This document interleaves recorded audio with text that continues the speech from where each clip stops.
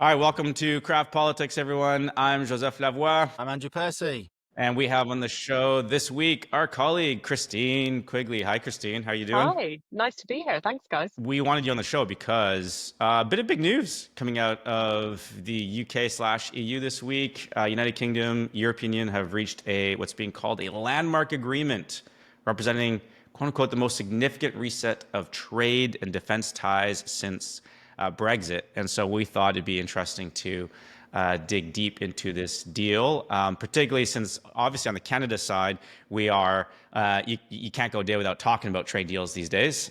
So probably a lot of lessons here for everyone to get. So, maybe we can start with sort of my first question is maybe you can give us, particularly for our audience that doesn't actively pay attention to trade news, a quick breakdown of what this deal is all about and why it matters. Before Christine does that, actually, we should just say Christine and I have different views on Brexit, but we're also politically aligned differently in the UK, which is why it's quite interesting to have somebody with a different view on this on as well. So, Oh, yeah. so All right, take out your popcorn, everyone. violently disagree, and I'll just do this, okay? We're gonna keep it polite. We are a broad Turn my church camera here at off or Crestby. something. Definitely. No, I think so it's quite an interesting deal that we saw earlier this week, partly in terms of the sectors that are covered, and actually really in terms of some of the sectors that are not. So kind of key elements of it. The UK has given up some ground to the European Union on fishing. So effectively for the next 12 years, EU and EEA countries will be able to fish in UK waters or to continue to fish in UK waters. The Scottish fishing lobby in particular is extremely exercised about this, but that's really a trade-off with the agriculture sector, and particularly the kind of British beef and pork sector, which will now be able to sell UK sausages back into the EU. Although as an Irish person, I would always say Irish sausages are better. But that is kind of really interesting tensions there. There is not quite the return of youth mobility, but there will be a new youth experience scheme, which will allow kind of young people from the UK to move to Europe for a specified period of time. So similar to the arrangements that the UK currently has with Australia. So temporary rather than permanent. And with Canada, absolutely. Defence, as we would expect, much closer cooperation, which is something that, I think we've really been seeing for the last few months. And then there will be some quite specific work happening around closer collaboration on carbon, so kind of linking the UK and European Union carbon markets, for example. But there were a couple of things that we were expecting might be in it that weren't. So particularly closer collaboration around things like medicines and medicines discovery. We have seen some stuff in it looking at closer working on drug risks, but not necessarily the kind of life sciences. So I think that may well be coming forward soon. But it feels like this is, and Andrew, I'd love to know what you think. This is kind of the start of the conversation rather than the end of it. And my sense is that we will see other sectors kind of being brought into this as we go forward.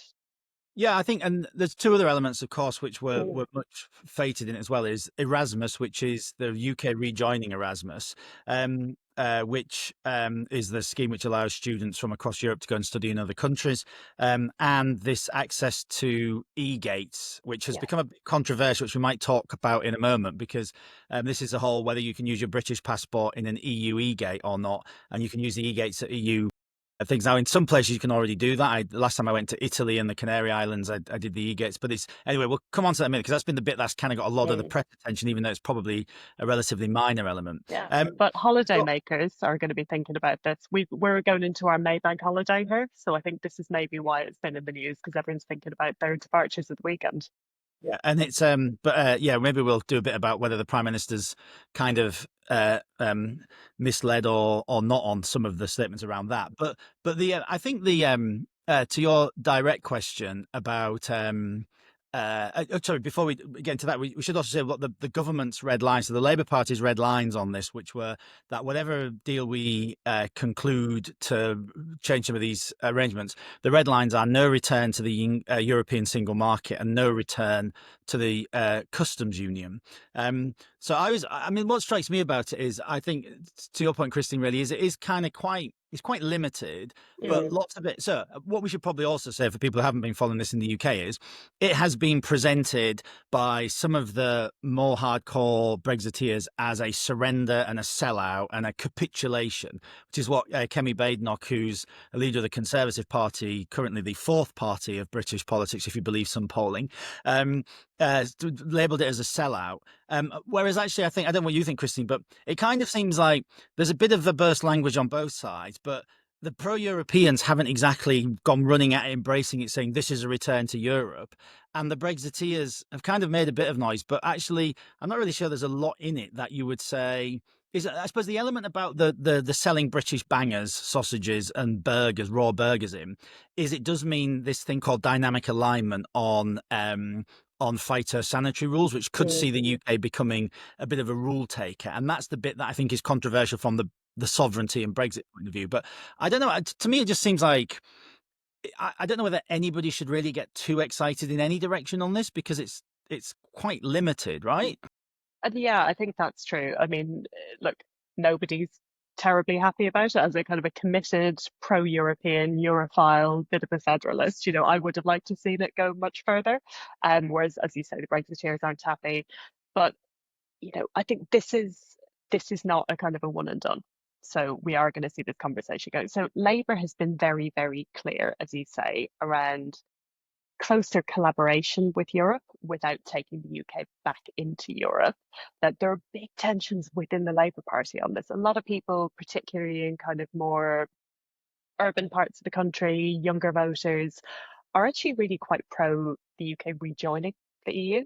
You see the real kind of dynamics within the Labour Party itself. So the Labour Movement for Europe is kind of explicitly pushing for a much closer relationship, whereas there are parts of the country where Labour's big challenge, well, significant parts of the country where Labour's big challenge is reform. And, reform and its predecessor, UKIP, really were absolutely critical in terms of the Brexit campaign itself. And I think we'll be all over any suggestion that Labour is kind of softening its position on sovereignty, for example. So I think it's really difficult politically for this government to sort of find a path through. And actually, in that context, it feels to me like quite a positive step, even if I would have liked to have seen a bit more. Yeah, I mean, it's funny because there's been some of the Red Wall Labour MPs have come Yeah. out and have said some things critical of it, as kind of like, along whether they've used the language, I'm not so sure, along as like this is a bit of a sellout on Brexit, because many of them represent heavy Brexit voting constituencies. So you think of Scunthorpe, Grimsby, those seats in the northeast of England, which the Tories flipped a lot of in 2019 under Boris. They flipped back to Labour this time, in many of them on the basis of the Tory vote being split with Reform, and Reform came second in a lot of these seats. So you kind of got, like, as you say, you've got Labour representing the inner London pro-European, chattering classes, and these Brexit voting northern working class seats. And I don't know how they quite keep all that together, because it's, I suspect on something like this, it's not. I don't think it's got that many people that angry. I suppose one element of it is that it does mean the UK will start contributing to some things. So we'll have to pay for Erasmus, have to pay for some of the stuff around the phytosanitary rules for the food movements.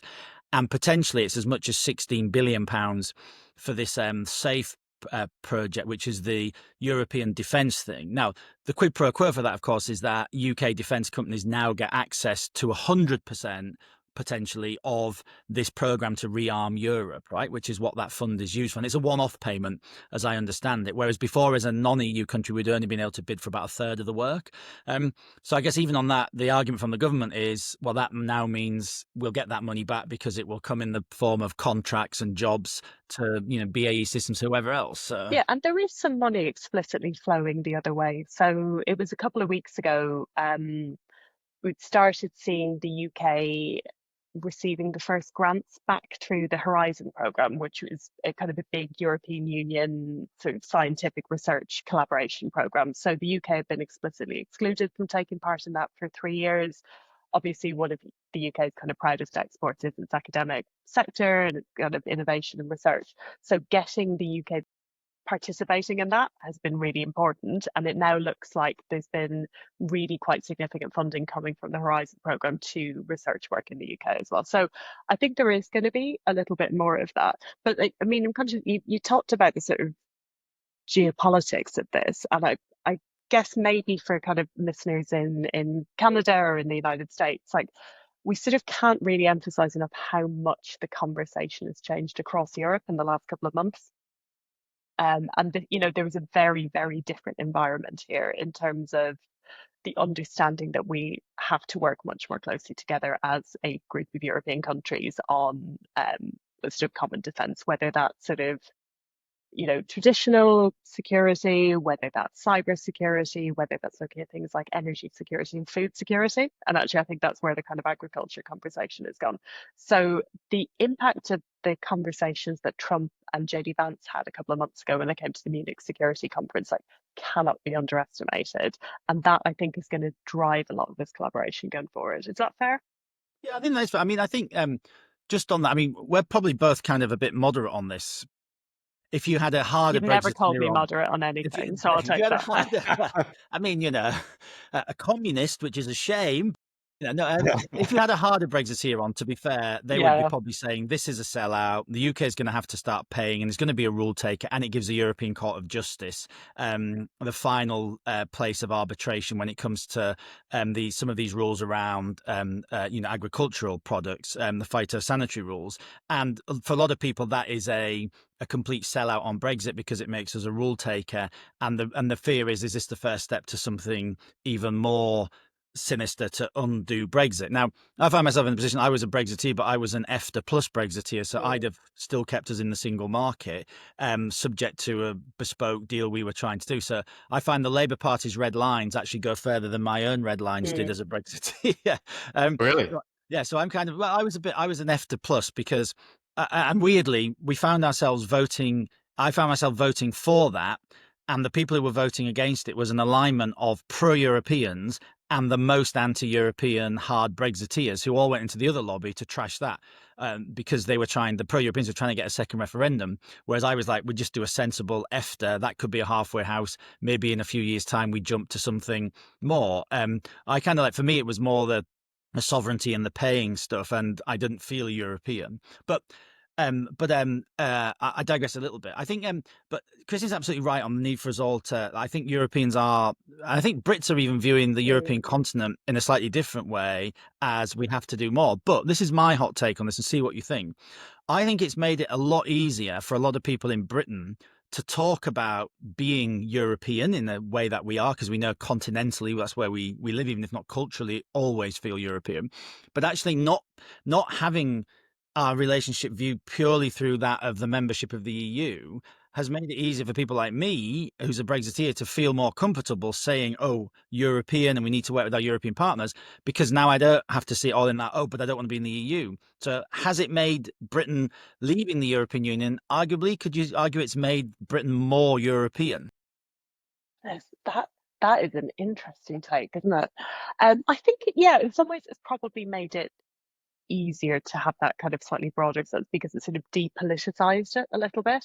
I mean, I'm always kind of amazed as somebody who's, I've lived in the UK now for 20 years, that when I say, actually, I was going to say British people, I would say maybe specifically English people sometimes have this slightly strange view of Europe where actually they love to go to France and Spain on holidays, they love European food, they want to drink Italian wine, that's all great. But God, we don't want to be European. We don't necessarily want to see ourselves as European. Fundamentally, we live in a fairly small island right on the edge of a continental mass. And actually, we're at a point where the government in Russia is suggesting that Britain is really public enemy number one in terms of kind of resistance to what it's trying to do. So I think you're right. It's definitely causing us to all slightly lean closer together.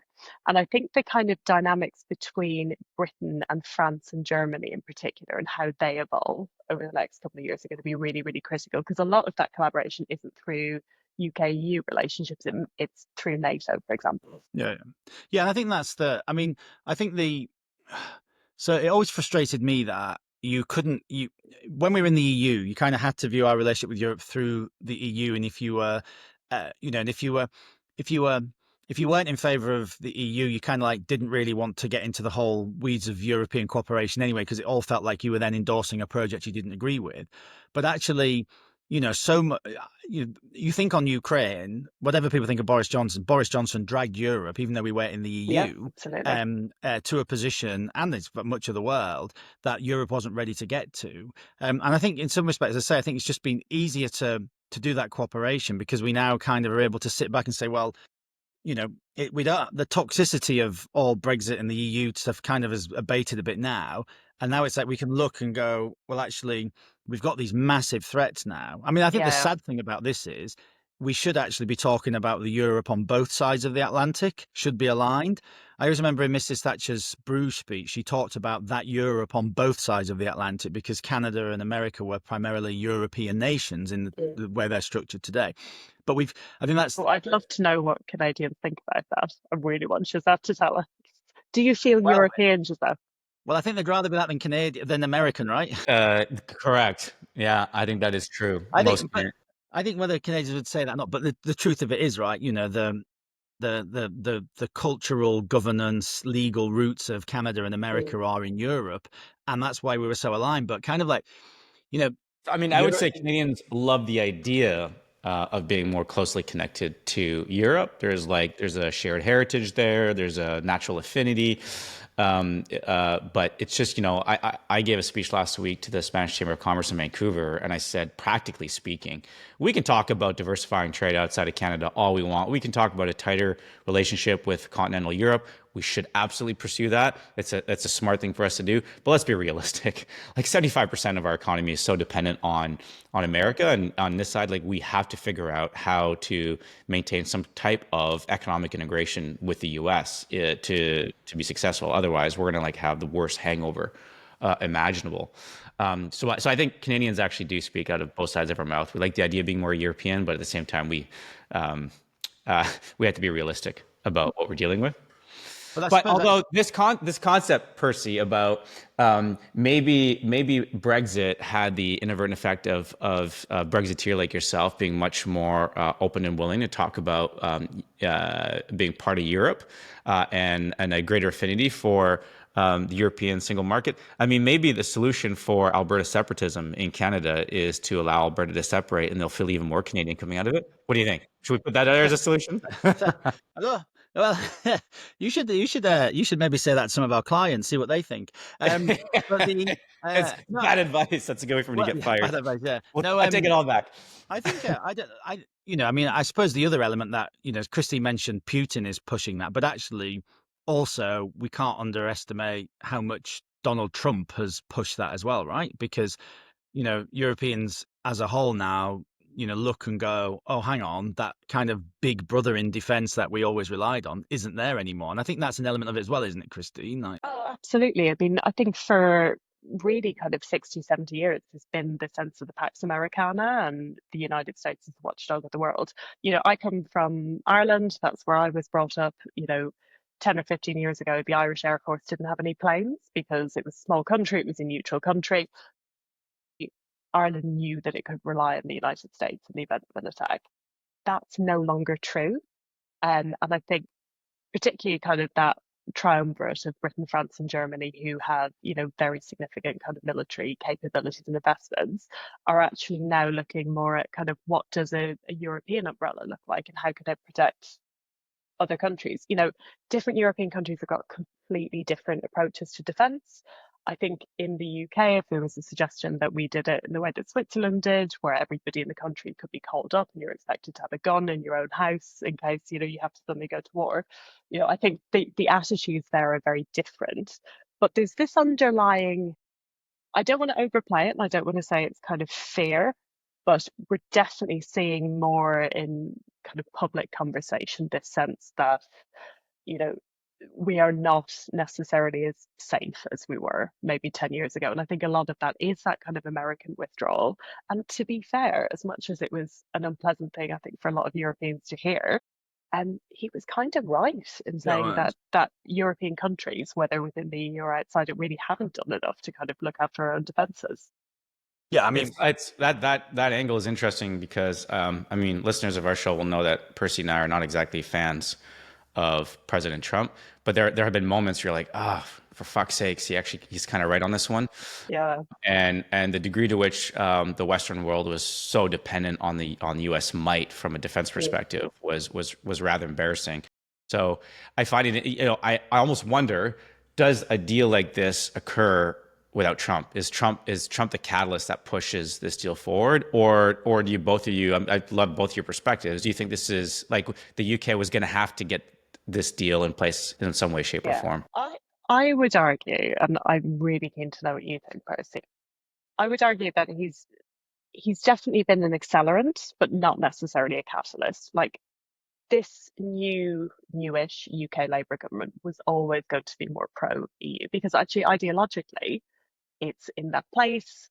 More and more voters are in that place, particularly younger voters, people who are likely to be voting into the next 2 or 3 elections. So there is a kind of a political imperative to do it. David Lammy, who's our foreign secretary, has been talking for really the last 3 or 4 years actually about using foreign policy as a way of driving kind of economic growth and security. So he talks a lot about kind of taking a progressive realist approach. So really building stronger relationships with kind of like-minded countries, particularly Western democracies, but kind of countries around the world. And actually that's where a lot of the UK's trade policy is coming from at the moment. It's actually looking at it from a national security perspective. How do we in the UK build stronger relationships with Canada, with Australia, with the European bloc? Because it's really good for us in a kind of a geopolitical context. So I think it was always going to happen. I think it's probably happened faster because of the kind of almost complete isolationism of this new US administration. yeah, I mean, I think, look, ideologically, they're much more. I think the UK. I mean, Christine's mentioned young people. I mean, young people voted against Brexit anyway in the polling, right? So, and what's interesting in the UK, when people ask me about where Brexit is in the UK now, I say the UK is a post-Brexit country Mm. because I don't think you have any party that wants to go anywhere near the issue again. And if you look at the polling, I think it's a very British trait. You can look at polling where a majority of Brits say, well, it was probably a mistake. And then the majority of Brits also don't say they want to go back in. There's no Yeah. majority for going back in. Right. And it would And be really difficult. It would be yeah, incredibly difficult to go back in, partly because the UK would lose all of the advantages that it had negotiated over kind of 30, 40, 50 years. UK rejoining the EU would have to take the euro, for example, so would lose kind of independent monetary policy, would lose some of the rebates that it previously had. And also that's kind of to set aside the point of whether the EU would actually want us back, which given how much trouble we've caused them over the last kind of 7 or 8 years, I'm not entirely sure they would. So like, I think they'd want the money. I think they'd be quite happy to have the money, right? oh, Because I we don't were know. a net contributor. Oh So no, I but think they'd I be. have to say, spending a bit of time in Brussels, so obviously we are here in our London office. A lot of organisations we work with are kind of really interested in what's happening both in the UK and the EU. So I try and get over to Brussels as much as I can. And again, you cannot underestimate just how pissed off everybody is at the UK and kind of continues to be so. So actually, in some ways, this We we changing environment has maybe been we helpful in dared terms of to make a rapprochement. we dare to make a democratic choice and exercise a right guaranteed in the European treaties to not to want to continue to be a member. Yeah, But we definitely shouldn't have 50% plus one on these so- referendums going well, forward. so we used to debate that a lot, but I think like, how can you have a situation where the majority of people have voted for something and they don't get it? I just think then you end up, if you want to create like, reform on steroids, that's the way to do it, No, right? But what you need to do um, is like coming from Ireland, we have referenda on everything. Anytime there's a constitutional change, you have a referendum on it. So there are some years where there can actually be several referenda. Um, and if we don't get the right answer, we just do it again. yeah, well, So yes, that's and the French and the Danes did the same on EU stuff, right? But yeah, the that's what Ireland did on the Treaty of yeah, Nice and the Treaty of Lisbon. We sort of yeah. rejected it the first time, then went, okay, we've made our point, and then we voted for it. I genuinely think if the UK had run 2 referenda in a year, we probably would have said I take a maybe we'll different view stick on it out. that. I take a different view on that because I think the 2019 referendum shows you that. Like, I was surprised how many people in the 2019 referendum would say, I mean, there weren't very many Remainers in my patch, only about 30% would say, actually, I voted Remain, but I'm so pissed off that I'd actually vote to leave. And, there were switches in Yeah, both that's directions. fair. Definitely. There were a lot of people who were just like, well, I didn't agree with it, but now it's happening. We should just get on with it. I think the people who did the most damage to the cause of Britain ever going back into the EU were the most passionate, enthusiastic pro-Europeans, right? The ones who just couldn't accept the result, who made the process of leaving so painful, made it so difficult, made it politically such a, look at what happened in Parliament, right? Where we had a Parliament full of people who were largely Remainers, just On creating both sides, actually. Quite, yeah, I mean, people like Theresa May, yeah, who, Tories as well. Yeah, loads. I yeah, mean, split the absolutely. Tory party. Sort of like Yeah. I think about a third to two-thirds. But it was like, and actually they made it so bad. I think a lot of voters would never go near the subject again. So if ever you wanted to, they should have taken Theresa May's deal, right? And if they'd taken Theresa May's deal, going back in would have been so much simpler. So ironically, the deal I voted for, but everybody who was more pro-European didn't vote for. But anyway, I digress The a little bit. benefit of hindsight. Yeah, the benefit of hindsight. But I suppose just a couple of things though, like I think are interesting is like it's funny that we now have a Labour government with a prime minister who was a Remainer and a second referendum person now actually going out and extolling the benefits and securing big trade deals that weren't possible when you're in the EU, of course, because we got the US trade deal, the India trade deal, and of course he's done this one. So I just thought I like the thing about that. We had two Brexiteer prime ministers, well, three if you count Liz, when Boris, Liz, and Rishi. We don't count Liz. No, She wasn't there for long enough. we try sometimes to pretend that period never happened. But you had kind of three Brexiteer prime ministers. Now they would argue that the negotiations started under them, but actually it's now the new Labour government that's managed to secure these Brexit dividend trade deals, have been able to do the deal with the US and do the deal with India. So I think it's quite funny that the people who are actually benefiting from the glow of securing these deals and going out to the rest of the world are the people who didn't want us to be in a position to be able to do that, and the people who did want us to be in a position to do that were unable to deliver it. So there we are. That's politics, though. You always take credit for things other people started. But I wanted to sort of pick up on that point around kind of international trade deals, because there's, particularly for Canadian listeners, I think there are some sort of quite specific implications of this UK-EU trade deal for Canada. So it's been slightly controversial. The UK acceded to CPTPP, Comprehensive and Progressive. Trans-Pacific Partnership. There we are, Trans-Pacific Partnership. I always end up saying like the Comprehensive and Transgressive rather than Trans-Pacific Partnership. Anyway, CPTPP. So the UK acceded to that at the end of last year. It needed, I think, 8 existing members to ratify that accession. Australia has, for example, so the UK and Australia are now able to trade under the enhanced terms of CPTPP, but Canada hasn't. And the reason why Canada hasn't yet acceded to or ratified the accession of the UK is really kind of concerns around the agriculture sector, the Canadian agriculture sector. So, when I'm kind of speaking to people over here in the UK, I think there's real appetite from British government and I think from British civil society to be trading much more with Canada. The countries share a monarch, we share a history, we share a lot of kind of common culture. But this EU deal, I think in some ways makes that more challenging, because I think there could have been a path to the UK accepting Canadian beef, pork, dairy exports in terms of looking at kind of changing sanitary and phytosanitary regulations. Given that the UK is now exporting to the EU, it's an easier market, it's a much more local market, obviously, geographically. I think that now becomes harder. So I think it will be really interesting to see in the next few months how that kind of UK-Canada relationship plays out, particularly in the agriculture sector, because it's almost like the British government has kind of put its bet on the EU rather than on Canada. This is what I found impressive about the last couple of weeks on the trade news coming out of the UK is, I mean, I know it obviously doesn't happen as quickly, but it just appears that this government has been quick to get some deals. Like, a deal is better than no deal seems to be the modus operandi. And it's like, okay, we're going to lock something in with the US. It might not be perfect, but let's just get some kind of certainty in. all right, lock something in with the EU. It's not going to be perfect. Let's, India, boom, boom, boom, boom. And the result, I feel, is that the UK is ahead of, I don't know, I would suggest Canada is. Like, we haven't announced, Canada has not been in a position to announce anything meaningful since Donald Trump blew up our entire geopolitical framework.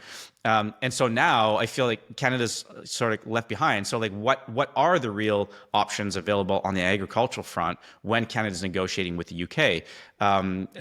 Is that a lost opportunity? It feels like we've been so slow to move in Canada compared to the UK. I mean, I suppose I should defend my party leader here because she would say she started some of these negotiations, blah, blah, blah. Anyway, I've done my duty. I mean, the India one is an interesting one. It's Well the done. most comprehensive. That was really compelling. Thank you. Yes, well, It was really sincere, I felt. So, well, sincerity is my middle name. I know it isn't. It's Theakston. But anyway, it's a good Yorkshire name. The India deal is a significant one, actually. I think that's actually worthy of note because it's the most significant one India's ever done itself. But I actually think to both of your points, actually, what this does prove, though, for all this talk we hear, Joseph, in Canada, and you do as well, Christine, we're talking to Canadians much as others, like, for all this talk of wanting to diversify, as we've just discussed with this deal, as with the India deal, where there's issues around some double taxation stuff, which is a bit controversial, as there is with the US stuff on some of the beef that we've agreed to, whatever it is, every deal requires you to give something up to get something. And the problem for Canada is, it's talking about, well, all we need to do is go out and diversify our markets. But what is Canada going to give up then? And I still think, because, is it going to give up on dairy, right? Are we going to have this, the dairy boards and all the rest of it control dairy go? Is it going to give up on a lot of the interprovincial barriers? Is it going to give up? What's it going to give up on agriculture? And that's the question, right? This is why this stuff won't progress quickly. And actually, it almost seems like it's more sensible if you're going to give anything up, give it up to the American market, where 75% of the economy is focused on. But I do think politicians on all sides in Canada have been a little bit dishonest in the language they use on this by saying, oh, we can just go out and diversify our market. It's really, really hard. And the Brexit experience for the UK has proven that, right? It is a really hard thing to go out and just find new markets and diversify because of what you have to give up. Can I ask Christine then? So, because we come from different sides of the aisle in the UK, Conservative, Labour, not on trade, just your perspective on reform. Because like with this poll out this week I think it was Reform on 30, Labour second on 24, 26, Tories were in fourth on 15, Lib Dems on 17. And you touched a bit on it about how does Labour deal with this whole reform thing, but how? Yeah, I think it's the biggest question that's focusing Labour's minds at the moment. It's actually not terribly bothered around what the Conservatives are doing in terms of rebuilding. And I think the challenge is reform can sort of be all things to all people. It is fundamentally a populist party. It's taken, some policies that would seem to be very socially conservative. It's also taken on policies that maybe would traditionally be from the left, so kind of renationalisation of some industries, for example. So it's sort of at a point where it can just say a load of things that people really like. And this Labour government is not in a position where it can do that, frankly, I would say, because Percy's party broke the economy and there's no money. But it's in a slight disagreement on that. But anyway, moving on. I had to do it. So there is real worry about it, and we're starting to see quite a big split within the Labour Party itself. So, the party leadership is talking a lot about immigration, which is an area that Reform is really, really gaining ground on. It's trying to demonstrate that it's kind of being very strong on immigration, for example. It's being strong on crime. On the other hand, quite a lot of people in the Labour Party, and I think I would certainly kind of count myself in that, are saying you can't out Farage, Nigel Farage. And I think that's something that we really learned from the US experience over the last decade. When we saw traditional Republican candidates trying to debate Donald Trump, and then when we saw Hillary Clinton and then Biden try and debate Donald Trump, it just doesn't work. It's like trying to nail jelly to a wall. So what I would like to see, and this is very much a personal view, is a broader conversation around, what's actually driving this voting behaviour, what's driving this disillusionment. And I met a lot of Reform voters when I was knocking on doors for the Labour Party, certainly around last year's election. And what struck me more than anything else was they were voting for Reform because they didn't trust the Labour Party, they didn't trust the Conservatives, they didn't think that anybody cared about them. And I think there's a really fundamental question for the established political parties in the UK around what it does about that and how it actually kind of regains trust and builds an alternative vision and maybe a slightly more hopeful vision. And the interesting thing is both parties, Labour and Conservative, are facing the same challenge, right? Absolutely. Because it's not in the traditional marginals where Reform are the threat, right? In the traditional marginals that used to swing between Labour and Conservative in the home counties and suburban seats, they're generally more middle class, quite mixed demographically. So, you have a kind of mushy middle where people swing. Both Labour and the Conservatives are at most threat from Reform in what are their most traditional areas, right? So the northeast of England, where the Tories barely win anything, and the further up you go, the less we win. That's where Labour are under threat. Deepest, darkest Lincolnshire, where the Conservatives always trounce, everybody, is the bit where Reform are now, won the mayoralty and won every council area in that count. And, so we're kind of both at, and it's how do you deal with that simple message of Reform? And I thought actually just to the final point, and this was on the immigration issue, on this EU UK youth mobility. What was Farage? I think it was Farage, but somebody in Reform there. How do you take on this such a simple message? Their way of dismissing that was just to say, well, it'll all be one way, won't it? Well, it won't, because actually it'll be a quota scheme. So as the Canada one is, it's the same number and the same in one direction and go in the other. But it's this I thought the brilliance of that, it's impossible for us in more established political parties, Conservative or Labour, to go, well, actually, it's not because there'll be quotas and there'll be this. A lot of people at home will just go, yeah, it'll all be one way. Yeah. And that's the kind of simplicity of the message that is so hard for us to deal with. Yeah, and like, how do you respond? Like, you start talking about quotas and just eyes gloss over. It's just so boring. So it might be time for us to stop talking about quotas, because I think we've reached time and we're going to lose our audience if we keep this. Yeah, sorry about that, Percy.